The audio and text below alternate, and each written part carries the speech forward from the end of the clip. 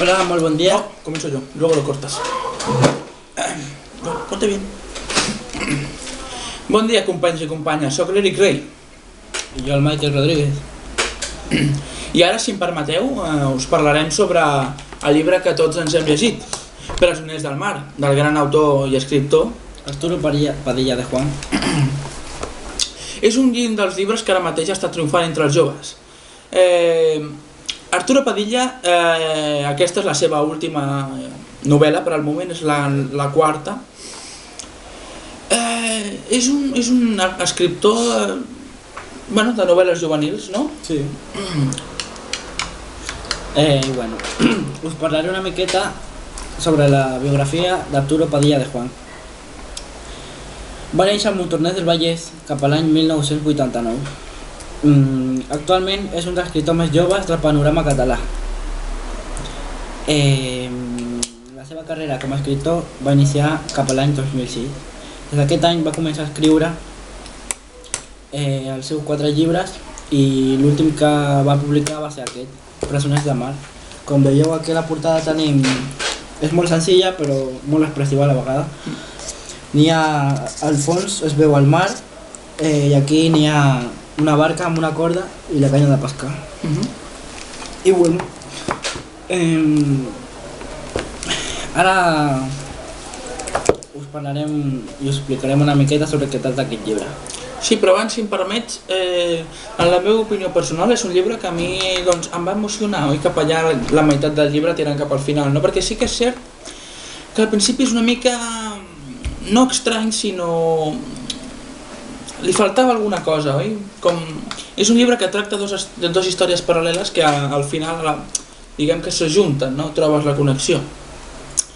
És un llibre que té uns matisos tristos però a la vegada emocionants, no, Michael? Doncs sí, noi.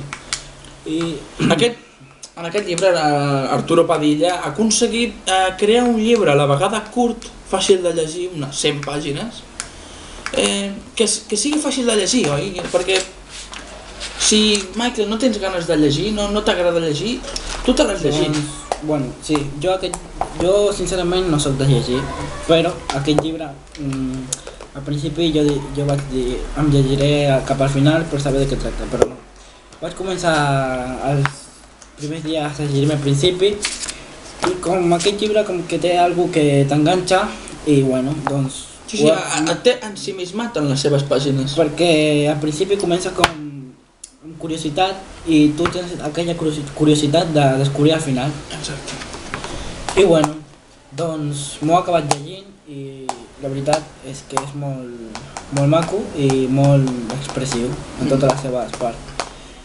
I bueno, aquest llibre té dues parts. La primera part és quan tracta que són els nois que són petits i la segona part del llibre és quan tracta que ja són grans. Exacte, la primera part tracta quan són adolescents, més o menys de la nostra edat, i la segona part tracta sobre dos nois, la Laia i l'Oriol, que no se sap quina connexió tenen, però que tu i al final ja la veus la connexió, no? És quan ja són grans, tenen uns 20 i pico d'anys. Doncs sí. Bueno, us explicarem una miqueta sobre el que tracta aquest llibre. Bueno, comença que l'Oriol... el Trapella. El Trapella, que era el Trapella de tots els amics, que s'anomena Oriol,